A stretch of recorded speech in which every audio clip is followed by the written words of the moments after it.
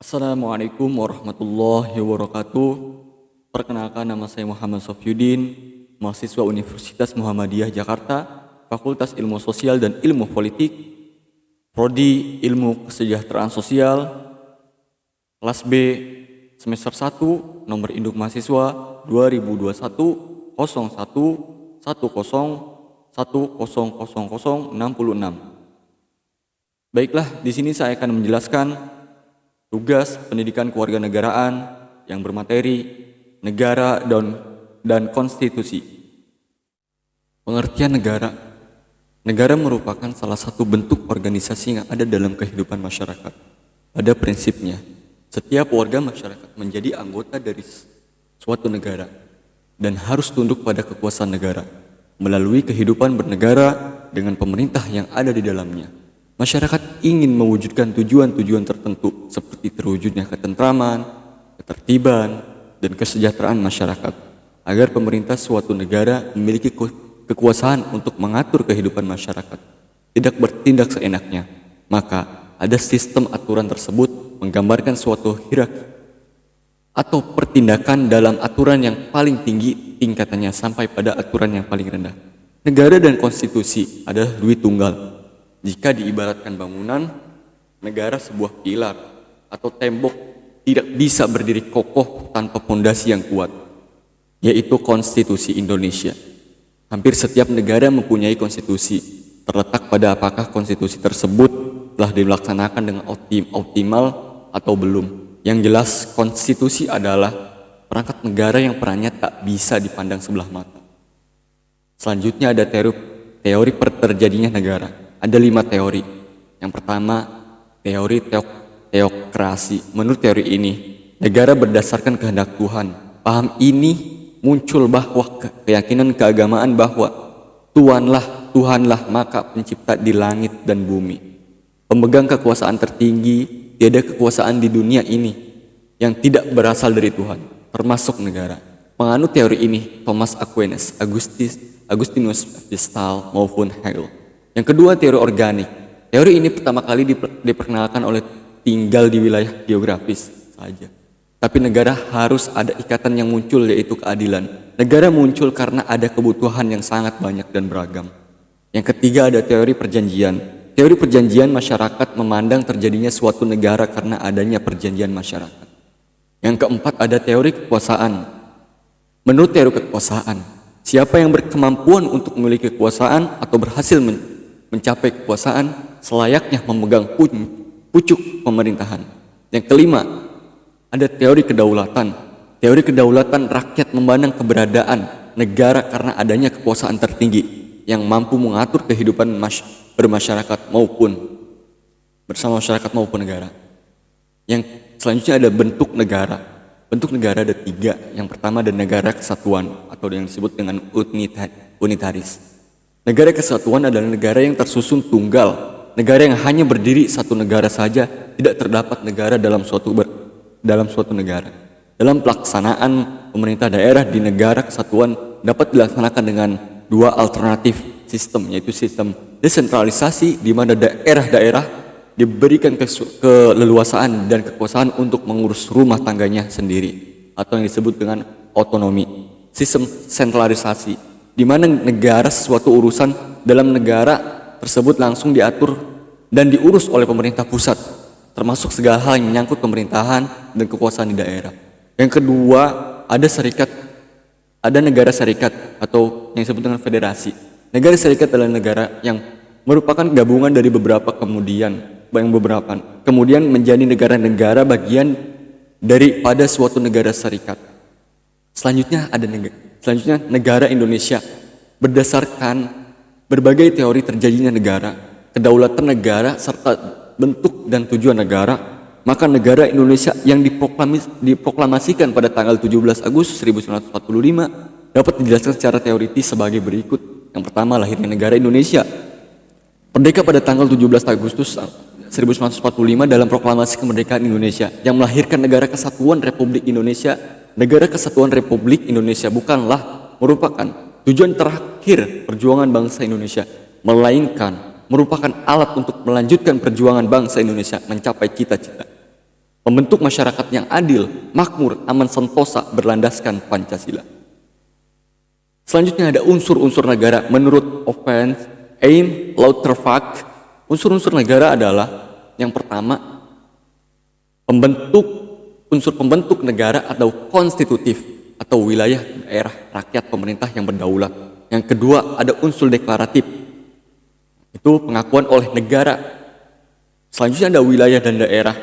Wilayah dan daerah ada terbagi jadi beberapa. Yang pertama ada daratan.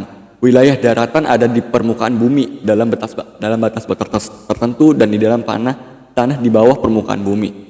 Yang artinya semua kekayaan alam yang terkandung di dalam bumi dalam batas-batas negara adalah hak sepenuhnya negara pemilik wilayah. Batas-batas wilayah daratan suatu negara dapat berupa yaitu batas alam, misalnya sungai, danau, pegunungan, dan lembah. Terus adanya batas buatan, misalnya pagar tembok, pagar kawat, berduri, maupun parit. Terus selanjutnya ada batas menurut ilmu alam berupa garis lintang dan garis bujur peta bumi. Yang kedua ada lautan.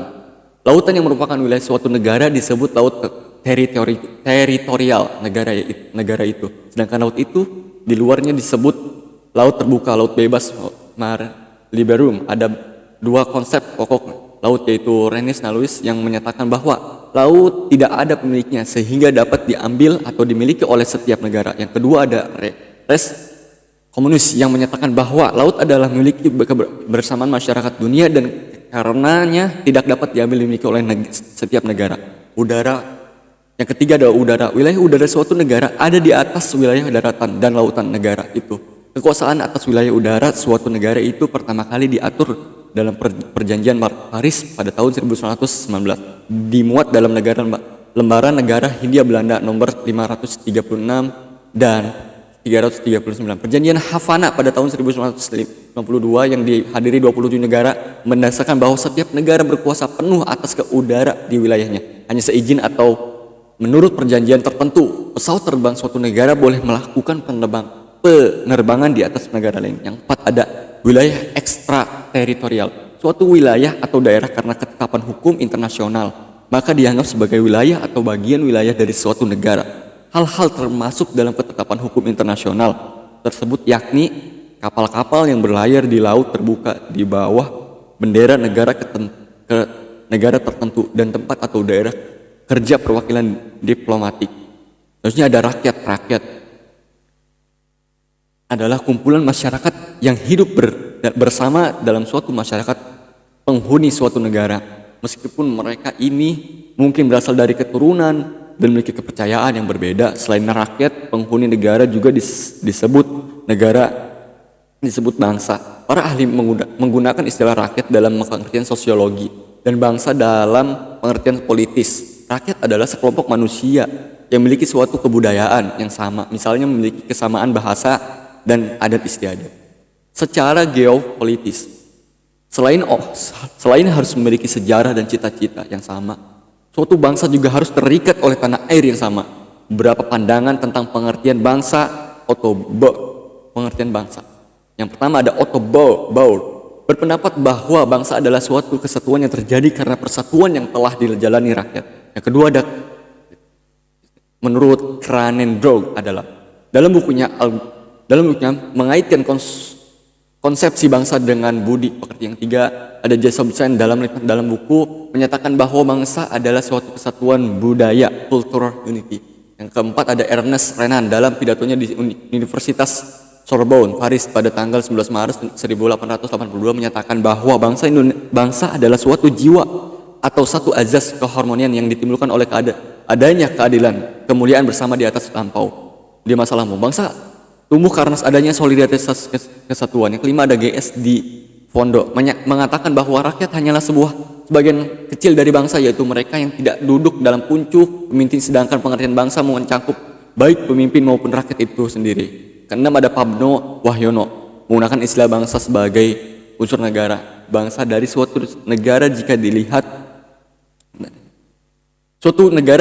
secara perorangan berarti bahwa warga negara beberapa istilah yang erat pengertiannya dengan rakyat. Pertama, rumpun ras diartikan sebagai sekumpulan manusia yang merupakan suatu kesatuan karena berciri jasmania yang sama. Misalnya warna kulit, rambut, bentuk badan, wajah, dan lain-lain. Yang kedua ada bangsa atau folks, diartikan sebagai sekumpulan manusia yang merupakan suatu kesatuan karena kesamaan kebudayaan, misalnya bahasa, adat, kebiasaan, agama, dan sebagainya. Yang ketiga ada nation atau nation, diartikan sebagai sekumpulan manusia yang merupakan suatu kesatuan karena memiliki kesatuan politik yang sama. Rakyat merupakan unsur terpenting dalam negara karena manusialah yang berkepentingan agar organisasi negara dapat berjalan dengan baik. Rakyat suatu negara dibedakan antara yang pertama ada penduduk dan bukan penduduk. Yang kedua ada warga negara dan bukan warga negara. Penduduk ialah mereka yang bertempat tinggal atau berdomisili tetap di dalam wilayah negara. Sedangkan bukan penduduk ialah mereka yang ada di dalam wilayah negara tetapi tidak bermaksud bertempat tinggal di negara itu. Warga negara ialah mereka yang berdasarkan hukum merupakan anggota dari suatu negara, sedangkan bukan warga asing atau warga negara asing atau WNA. George Lerinick mengemukakan 4 status bangsa, yaitu pertama status positif, yaitu status yang memberikan hak kepada warga negara untuk menuntut tindakan positif negara mengenai perlindungan atas jiwa raga, hak milik, kemerdekaan, dan sebagainya. Yang kedua ada status negatif, yaitu status yang menjanjikan warga negara bahwa negara tidak ikut campur terhadap hak-hak azas atau hak-hak privat warga negaranya. Yang ketiga ada status aktif, yaitu status yang memberikan hak kepada setiap warga negara untuk ikut serta dalam pemerintahan, misalnya melalui hak pilih aktif atau memilih pasif dipilih. Status pasif yaitu status yang memberikan kewajiban kepada setiap warga negara untuk taat dan tunduk kepada negara. Selanjutnya ada batas-batas negara. Pengertian batas negara. Wilayah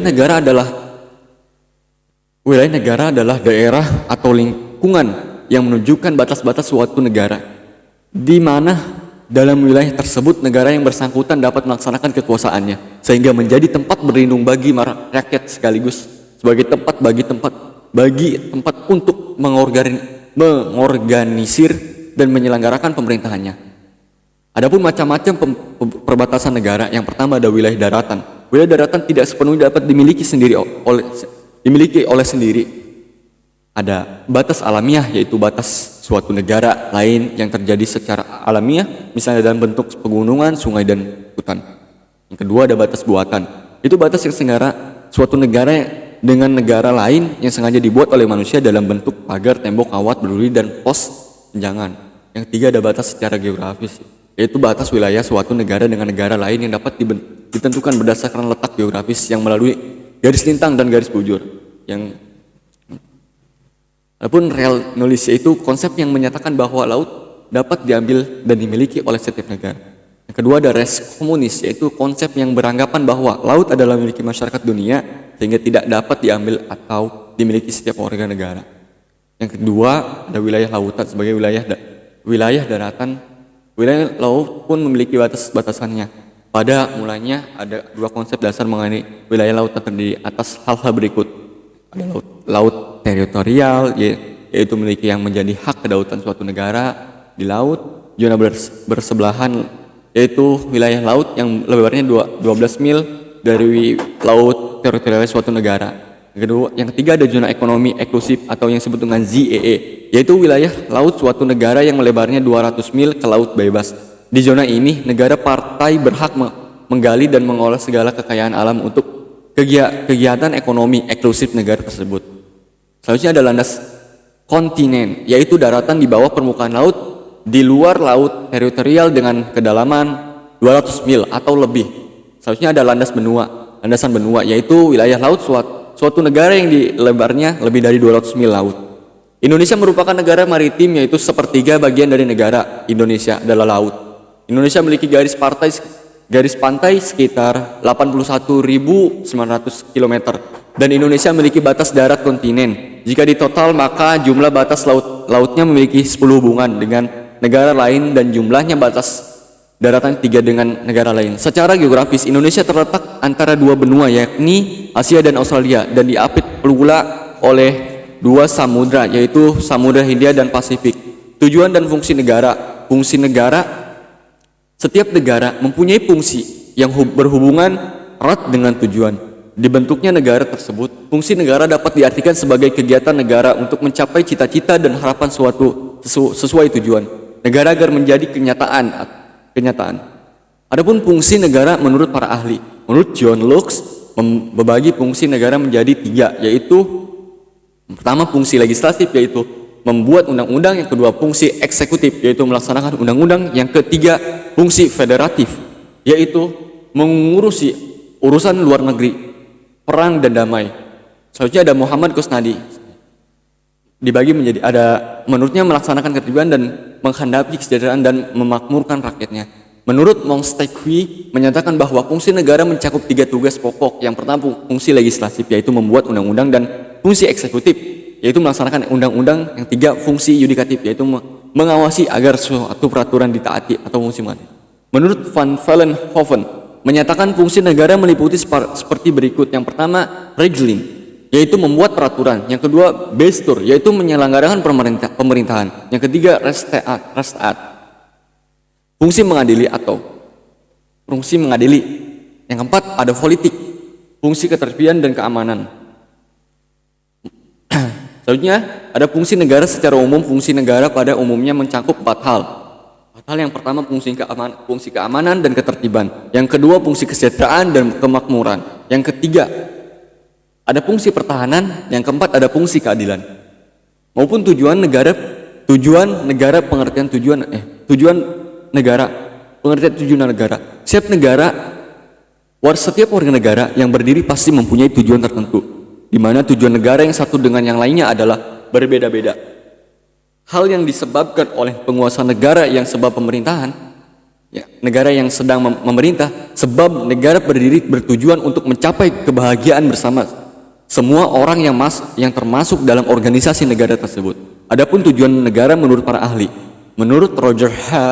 Soltau, tujuan negara adalah mengembangkan agar rakyat berkembang serta mengembangkan daya ciptanya sebebas mungkin. Menurut J. Barron mengklarifikasi tujuan negara dalam 2 hal. Yang pertama, tujuan sebenarnya adalah memelihara keamanan, ketertiban, dan penyelenggaraan kepentingan umum. Yang kedua, tujuan tidak sebenarnya, yaitu pertahanan diri yang berkuasa untuk tetap berada dalam kedudukannya. Yang pertama ada Aristoteles. Selanjutnya ada Aristoteles, negara bertujuan menyenangkan hidup yang baik dari warga negaranya. Selanjutnya ada Carlis Miriam, tujuan negara adalah mencapai keamanan, ketertiban, dan kesejahteraan umum. Dan menurut Plato, tujuan negara adalah memajukan kesusilaan manusia, baik sebagai individu maupun sebagai makhluk sosial. Tujuan negara secara umum, adapun tujuan negara bermacam-macam, antara lain yang pertama untuk memperluas kekuasaan, yang kedua untuk menyelenggarakan ketertiban hukum, yang ketiga untuk mencapai kesejahteraan umum. Adapun pengertian tujuan dan fungsi negara secara universal, antara tujuan dan fungsi negara merupakan 2 hal yang tidak dapat dipisahkan satu sama lain. Namun demikian keduanya memiliki arti yang berbeda, yaitu yang pertama ada berisi sasaran hendak dicapai yang ditetapkan. Tujuannya mencerminkan suatu gerak aktivitas nyata dalam mencapai sasaran. Yang kedua adalah menunjukkan dunia hak, yakni suasana ideal harus dijalankan, diwujudkan. Tujuan merupakan melaksanakan dan penafsiran dari tujuan yang hendak dicapai. Yang ketiga ada bersifat abstrak ideal. Tujuannya bersifat real dan konkret. Apabila dihubungkan dengan negara, maka tujuan menunjukkan apa yang secara ideal hendak dicapai oleh suatu negara. Sedangkan fungsi adalah pelaksanaan cita-cita itu dalam kenyataan. Adapun unsur-unsur konstitusi di dalam sebuah negara, pastilah terdapat konstitusi karena konstitusi adalah hal paling fundamental yang mengatur jalannya sebuah pemerintahan. Selain itu, konstitusi juga mengatur tugas atau pengembangan wewenang atau kekuasaan di antara legislatif, eksekutif, dan yudikatif. Indonesia memiliki konstitusi, yaitu Undang-Undang Dasar tahun 1945, maka Undang-Undang 1945 inilah yang menjadi landasan atau acuan dalam menjalankan kegiatan pemerintahan. Menurut Savornin Lohman, ada 3 unsur yang terdapat dalam konstitusi, yaitu konstitusi yang pertama, konstitusi sebagai perwujudan perjanjian masyarakat atau kontrak sosial. Sehingga menurut pengertian ini, konstitusi-konstitusi yang ada merupakan hasil atau konstruksi dari persepakatan masyarakat untuk membina negara dan pemerintah yang akan mengatur mereka. Yang kedua ada konstitusi sebagai piagam yang menjamin hak-hak asasi manusia, berarti perlindungan dan jaminan atas hak-hak manusia dan warga negara yang sekaligus penentuan batas-batas hak dan kewajiban baik warga maupun alat-alat pemerintahnya. Yang ketiga ada konstitusi sebagai forma regimenis, yaitu berangka bangunan pemerintahan atau Lubis 1982. Pendapat lain dikemukakan oleh Sri Sumantri yang menyatakan bahwa materi muatan konstitusi dapat dikelompokkan menjadi tiga, yaitu pengaturan tentang perlindungan hak asasi manusia dan warga negara. Yang kedua, pengaturan tentang susunan ketatanegaraan suatu negara yang mendasar. Yang ketiga, ada pembatasan dan pembagian tugas-tugas ketatanegaraan yang juga mendasar. Konstitusi dapat dibedakan dalam dua macam, yaitu ada konstitusi tertulis, yaitu suatu naskah yang menjabarkan atau menjelaskan kerangka dan tugas-tugas pokok dari badan-badan pemerintahan serta menentukan cara kerja dari badan-badan pemerintah tersebut. Konstitusi tertulis ini dikenal dengan sebutan Undang-Undang Dasar. Yang kedua ada konstitusi tidak tertulis, merupakan suatu aturan yang tidak tertulis yang ada dan dipelihara dalam praktik penyelenggaraan negara di suatu negara. Konstitusi tidak tertulis ini dikenal dengan sebutan konvensi. Pada umumnya, konstitusi mempunyai tujuan untuk membatasi kekuasaan penyelenggaraan negara agar tidak dapat berbuat sewenang-wenang serta dapat menjamin hak-hak warga negara. Adapun tujuan konstitusi merupakan suatu gagasan yang dinamakan dengan konstitusionalisme. Maksud dari konstitusionalisme adalah suatu gagasan yang memandang pemerintah atau penyelenggaraan pemerintah sebagai suatu kumpulan kegiatan yang diselenggarakan oleh dan atas nama rakyat. Konstitusionalisme disebabkan negara yang berfungsi ganda, yaitu mencerminkan kemenangan yang sudah dicapai dalam perjuangan ke arah tercapai masyarakat komunis serta merupakan catatan formal. Dan undang-undang memberikan kerangka dan dasar hukum untuk mengupayakan terwujudnya masyarakat yang dicita-citakan. Masyarakat tanpa kelas. Konstitusi suatu negara dapat umumnya memuat atau berisi tentang hal-hal berikut. Yang pertama ada gagasan politik atau gagasan politik, moral, dan keagamaan serta perjuangan bangsa. Contohnya pernyataan Konstitusi Jepang 1947 dan pembukaan Undang-Undang Dasar Republik Indonesia tahun 1945. Yang kedua ada ketentuan organisasi negara memuat ketentuan mengenai pembagian kekuasaan antara badan legislatif, eksekutif, dan yudikatif maupun dengan badan-badan negara yang lain. Yang ketiga ketentuan hak-hak asasi manusia, muat aturan-aturan yang menjamin dan melindungi hak-hak asasi manusia bagi warga negara yang bersangkutan. Yang keempat ada ketentuan prosedur mengubah Undang-Undang Dasar, memuat aturan-aturan mengenai prosedur dan syarat dalam mengubah konstitusi pada negara yang bersangkutan. Yang kelima, ada kalanya konstitusi memuat larangan mengenai mengubah sifat-sifat tertentu dari Undang-Undang Dasar.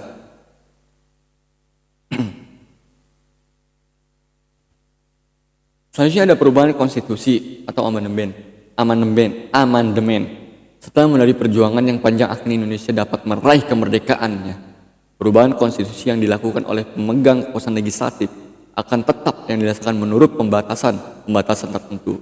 Perubahan ini terjadi muncul 3 macam kemungkinan. Yang pertama, untuk mengubah konstitusi, sidang pemegang kekuasaan legislatif harus dihadiri oleh sekurang-kurangnya sejumlah anggota tertentu atau quorum yang ditentukan secara pasti. Yang kedua, untuk mengubah konstitusi, maka lembaga masyarakat perwakilan rakyat harus dibubarkan terlebih dahulu dan kemudian diselenggarakan pemilihan umum. Lembaga perwakilan rakyat harus diperbaharui. Inilah yang kemudian melaksanakan wewenangnya untuk mengubah konstitusi. Yang ketiga adalah cara terjadi dan berlaku dalam sistem majelis 2 kamar. untuk mengubah konstitusi, kedua kamar lembaga perwakilan rakyat harus mengadakan sidang gabungan. Sidang gabungan inilah dengan syarat-syarat seperti dalam cara pertama yang berwenang mengubah konstitusi. Baiklah, itu saja materi yang saya sampaikan tentang negara dan konstitusi. Apabila ada kekurangan, mohon maaf. Kurang lebihnya saya mohon maaf. Wabillahi taufiq wal hidayah. Wassalamualaikum warahmatullahi wabarakatuh.